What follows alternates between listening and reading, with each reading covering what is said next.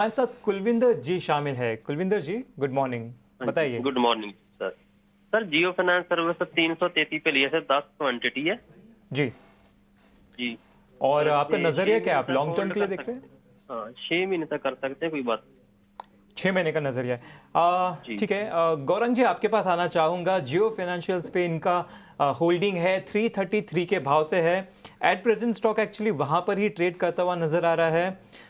इस साल देखें तो अप्रैल महीने से ऊपर से कुछ 16-17% नीचे गिर चुका है, लेकिन फिर भी इनके लिए अभी ब्रेक इवन ही चल रहा है क्योंकि वहां पर ही ट्रेड कर रहा है। फंडामेंटली स्टॉक कैसा नजर आ रहा है अगले 6 से 8 महीने के लिए? बहुत बहुत धन्यवाद। सभी को प्रणाम और शुभ प्रभात हमारे तरफ से।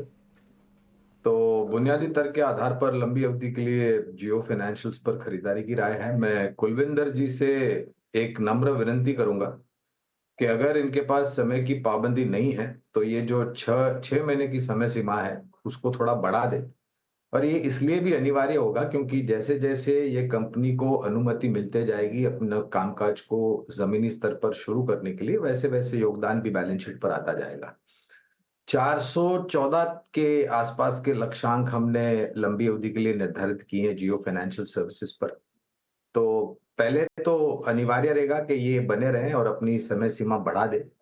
और 300 के आसपास अगर किसी कारणवश इस शेयर में या फिर बाजार में मुनाफा वसूली आती है, तो उस स्तर के आसपास मेरे ख्याल से किसी ने निवेश बढ़ाना है, यानी कि और शेयर निवेश करना है, तो वो भी कर सकते हैं। और अगर किसी को नया निवेश करना है जियो फाइनेंशियल्स में, तो वो भी कर सकते हैं।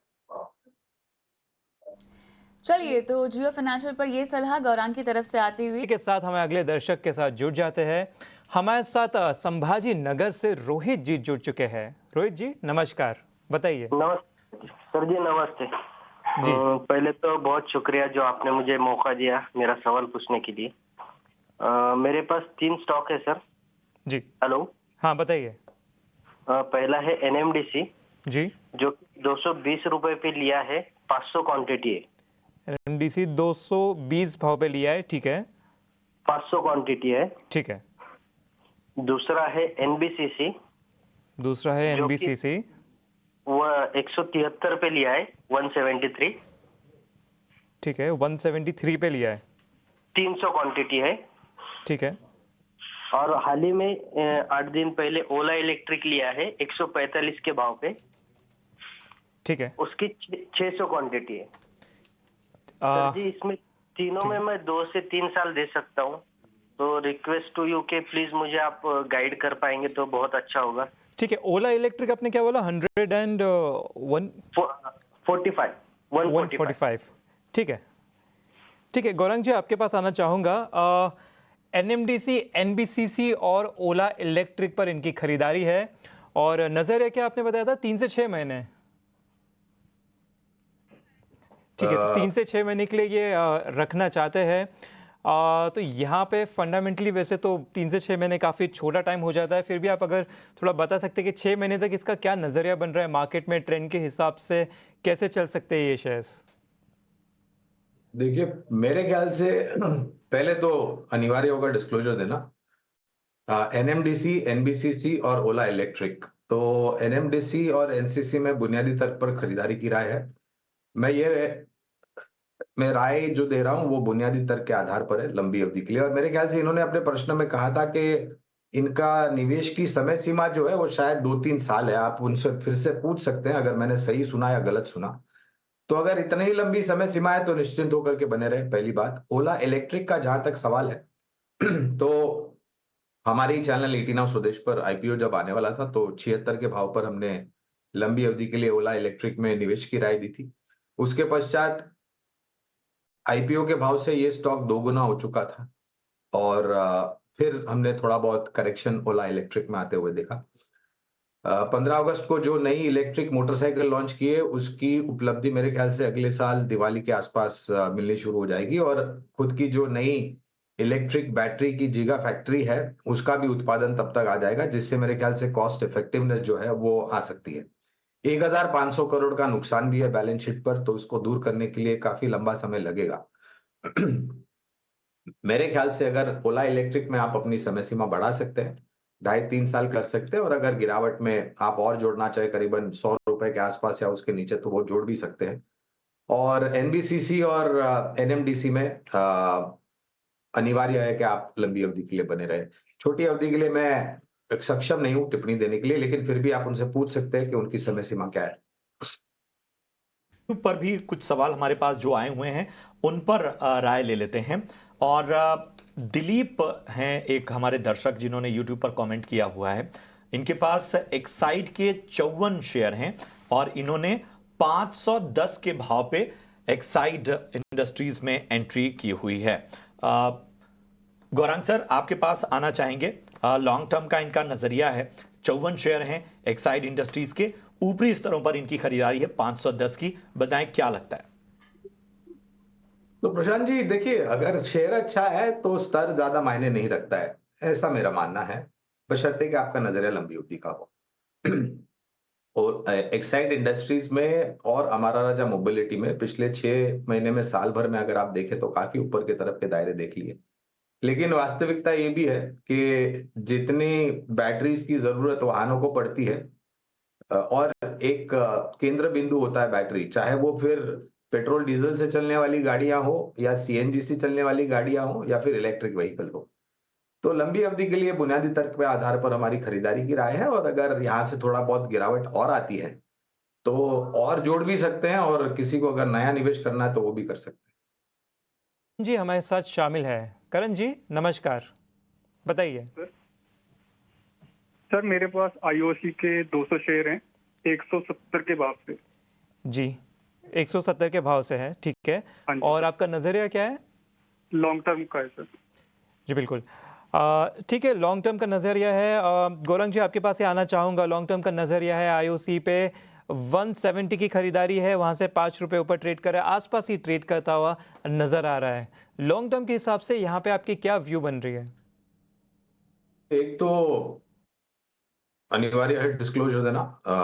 तीनों ही oil marketing companies, HPCL, BPCL और आईओसी पर खरीदारी की राय है हमारी लंबी अवधि के लिए। और एक वास्तविकता ये भी है कि हर साल एक अच्छा सा डिविडेंड ये सरकार को देती है, क्योंकि सरकार सबसे बड़ा शेयर धारक है इस कंपनी में, तीनों ही कंपनियों में।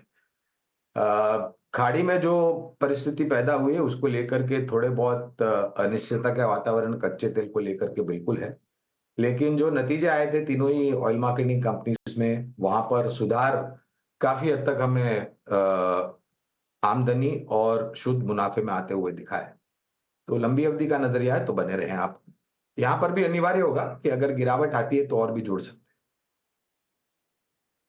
आप हमारे साथ दिल्ली से जुड़ चुके हैं देवेंद्र जी, गुड मॉर्निंग। आप पूछिए किस स्टॉक पे आपका सवाल है। देवेंद्र जी आप तक आवाज पहुंच रही है? सर मेरे पास जैन टेक्नोलॉजी और गोदावरी पावर के शेयर है। अच्छा, जेन टेक्नोलॉजी की 200, हाँ जी, जैन टेक्नोलॉजी 212 के प्राइस पे। ओके, ये 1800 के ऊपर जो स्टॉक है उसकी बात कर रहे हैं आप या जेंसार की बात कर रहे हैं? हाँ जी, 1800 से ऊपर जो है। ठीक है, ठीक है। हाँ जी, इसके मेरे 212 पे 100 शेयर है, और गोदावरी पावर के 370 पे 50 शेयर है। ओके, तो दोनों में ही अच्छा मुनाफा आपको होता हुआ। गौरांग सर, मैं आपके पास आना चाहूँगा। गोदावरी पावर को लेकर तो शायद हमारे सिस्टम में गोदावरी पावर है या नहीं ये हमें देखना होगा, लेकिन जेन टेक्नोलॉजीज इन्होंने काफ़ी अच्छे स्तर पे ख़रीदारी की है, 212 के लेवल पे ख़रीदारी की हुई है, और फिलहाल 1800 के ऊपर ये स्टॉक इस वक्त मौजूद है। अच्छा खासा मुनाफा यहाँ पर इनको होता हुआ। बताइए क्या सलाह होगी? प्रशांत भाई देखिए, बुनियादी तर्क पे तो मैं कवायद नहीं कर सकूंगा क्योंकि कवरेज नहीं है, लेकिन एक अच्छा शेयर और सबसे अच्छी बात इनके निवेश की यह है कि जो निवेश का स्तर है वो काफी महफूज और निचले स्तर पर, और जिस प्रकार से इस क्षेत्र में परिवर्तन हो रहा है, मेरे ख्याल से हमारा अनुमान ये कह रहा है कि इस नए वित्तीय वर्ष यानी कि वित्तीय वर्ष 2025 के दूसरे आधे में, यानी कि तीसरी तिमाही से शुरू करके उसके पश्चात जो नतीजों का सुधरने का सिलसिला और गति है वो यहाँ से और तीव्र होगी। तो कंपनी अच्छी है, बैलेंस शीट अच्छी है और सबसे अच्छी बात निवेश काफी महफूज स्तर पर। का हम सवाल लेंगे। क्या ये फोन लाइन पर है हमारे साथ? हाँ जी, नमस्कार सर, कहाँ से बोल रहे हैं? नमस्कार। मैं बैरकपुर कलकत्ता से बोल रहा हूँ। अच्छा, बताइए आपने किस स्टॉक में खरीदारी कर रखी है? टाटा इन्वेस्टमेंट मेरे पास है 29 शेयर 6785 के रेट पे, और टाटा मोटर्स है 450 शेयर 965 के रेट पे। 965 के रेट पे। तो मुनाफे में बैठे हैं आप टाटा मोटर्स में, और कितना रुकना चाहते हैं? हाँ, 5 साल का मैं ये है टारगेट। चलिए, बढ़िया 5 years। बढ़िया। गौरांग, 5 साल का नजरिया काफी इत्मीनान से मेरे ख्याल से ये रुक सकते हैं। बाइंग प्राइस कैसी लगी आपको? 945 के लेवल्स हैं। देखिए, पहले तो टाटा मोटर्स पर टिप्पणी करेंगे। खरीदारी की राय है बुनियादी तर्क के आधार पर कविता, और हमारा और जो घोषणा है पहले तिमाही के नतीजों के पश्चात मैनेजमेंट ने की है टाटा मोटर्स के, वो काफी सकारात्मक घोषणाएं की हैं। और विभाजन भी होने वाला है 2 हिस्सों में। कमर्शियल व्हीकल की एक अलग कंपनी बनेगी और पैसेंजर व्हीकल की एक अलग कंपनी बनेगी, और इससे वैल्यू अनलॉकिंग भी हो सकता है और कारोबार पर और स्पष्टता से ये ध्यान दे सकेंगे और आगे बढ़ते जाएंगे। 1250 के फिलहाल लक्ष्यांक अनुमानित आने वाले तिमाही नतीजों के आधार पर और ये जो विभाजन होने वाला है उसके आधार पर हमने किया है। तो बने रहे लंबी अवधि के लिए। और डेट को लेकर के भी घोषणाएं की थी टाटा मोटर्स के मैनेजमेंट के, जीरो डेट यानी कि शून्य जो कर्ज है बैलेंस शीट पर वो शून्य हो जाएगा आने वाले कुछ समय में। तो सभी सकारात्मक पहलू दिख रहे हैं।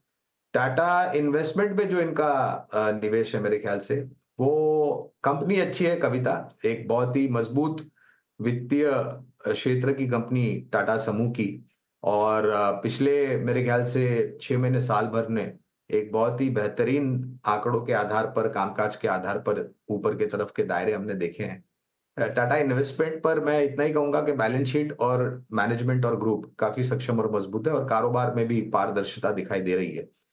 विशेष टिप्पणी नहीं करेंगे क्योंकि कवरेज नहीं। सब पर हमें कई सवाल आ रहे हैं, वहां से हम सवाल ले लेते हैं। तो ये सवाल संजू जी के तरफ से है। तो HAL पर इनकी खरीदारी है, 100 शेयर होल्ड कर रहे हैं 4800 के भाव से। गौरंग जी, आपके पास आना चाहूंगा। पहले तो HAL पे बताएं, दूसरी होल्डिंग इनकी सुजलॉन पे है 73 के भाव से। सुजलॉन देखा जाए तो 73 से काफी ऊपर आ चुका है, लेकिन इस साल देखें तो सुजलॉन तो ऑलमोस्ट डबल हो चुका है, कुछ 100% का अपमूव दे चुका है ऑलरेडी। HAL पर खासकर बताइए। मुझे अभी भी याद है, एक हफ्ते पहले हमने आपको मज़गांव पूछा था, आपने काफी अच्छे से पूरी डिटेल रिसर्च बताई थी डिफेंस सेक्टर पे। तो HAL पर भी राय बता दे कि यहाँ पे क्या बन रहा है। तो देखिए, संजू जी को तो पहले आश्वासन दिलाना चाहूंगा कि पूरे रक्षा क्षेत्र में अगर जो कंपनियां मजबूत और सक्षम है, पहले तो ये बात कर लेते हैं, ये कोई निवेश की राय हम नहीं दे रहे हैं, मात्र सिर्फ लोगों की जो आशंका है या चिंताएं हैं कि रक्षा क्षेत्र में ऊपरी स्तर से बहुत गिरावट आई, कुछ ऐसे भी रिपोर्ट्स आए कि यहाँ से 50-60% नीचे जाएंगे वगैरह वगैरह वगैरह। मैं उन सब रिपोर्ट्स को अहमियत बिल्कुल नहीं देता हूं, क्योंकि आने वाले 3-5 साल और उससे ज्यादा कर अगर आप समय सीमा देखें तो जो सक्षम और मजबूत कंपनियां हैं, मिसाल के तौर पर Hindustan Aeronautics Limited, Bharat Dynamics Limited, Mazagon Dock, Cochin Shipyard, BEML, BEL जैसी, गार्डन रीच जैसी कंपनियां हैं, जो कि अमूमन सरकारी कंपनियां हैं रक्षा क्षेत्र की। तो पहले तो पिछले 2 साल में इन कंपनियों ने आपको करीबन 100, 150, 200, 300 गुना रिटर्न दिया। और अगर इतना रिटर्न देने के बाद अगर ये 15, 20, 30 या 40% नीचे भी आता है, तो मेरे ख्याल से किसी को शिकायत नहीं करनी चाहिए, अगर आपका नजरिया लंबी अवधि का है तो।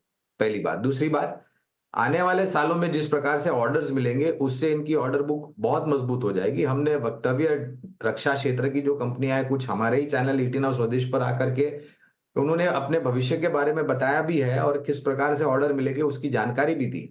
तो एक करेक्शन आया है, ठीक है, उसमें कौन सी बड़ी बात है। अगर नजरिया लंबी अवधि का है तो मेरे ख्याल से नतीजों के आधार पर बहुत ही शानदार इनके आंकड़े आएंगे, तिमाही दर तिमाही, छमाही दर छमाही और साल दर साल।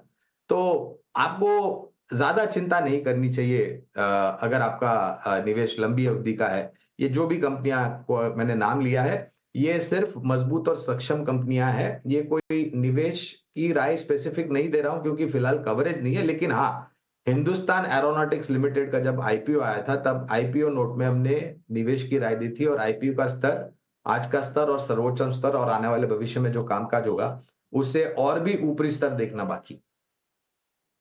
चलिए, तो रिकमेंडेशन एचयूएल पर ये है गौरांग की, लेकिन हम दिल्ली से एस के मिश्रा साहब का सवाल लेंगे जो कि फोन लाइन पर हमारे साथ जुड़े हुए हैं। मिश्रा जी नमस्कार सर, क्या हालचाल? Sir good morning madam, Swati madam good morning. आपका मैं पूरा शो देखता हूँ, म्यूचुअल फंड भी देखता हूँ, सारा चीज देखता हूँ। बहुत बहुत धन्यवाद मेरा कॉल लेने के लिए। धन्यवाद सर, धन्यवाद हमें देखने के लिए, हमारे शोज देखने के लिए। उम्मीद करते हैं कि आपको बहुत सहायता मिली हो आपकी फाइनेंशियल प्लानिंग में हमारी सलाह से। बताइए सर। आपकी क्लास ने बहुत पैसे भी बनाए हैं और ऐसी बात नहीं है हमको। इसमें विप्रो में थोड़ा सा मेरा लंबी अवधि का जो भी हम स्टॉक में यूज करते हैं लंबी अवधि के लिए ही करते हैं। विप्रो में बहुत दिनों से रखा हुआ है, तो इसको कहीं स्विच कर सकते हैं क्या किसी अकाउंट पे, अपना फंड में या स्टॉक में? आपने वैसे कितना तक का नजरिया बना रखा है? लंबा ही नजरिया है ना आपका? लंबा मेरा तो ये 3 साल से कोविड के टाइम में ही लिया था ये, उसके बाद ये गिर गया तो गिरते ही रह गया, उसके बाद उठा ही नहीं स्टॉक। तो मैं इसलिए, और एक मेरा वो इन्फोसिस भी लिया हुआ है, तो इन्फोसिस तो मेरा है 1434 के भाव से। 1434।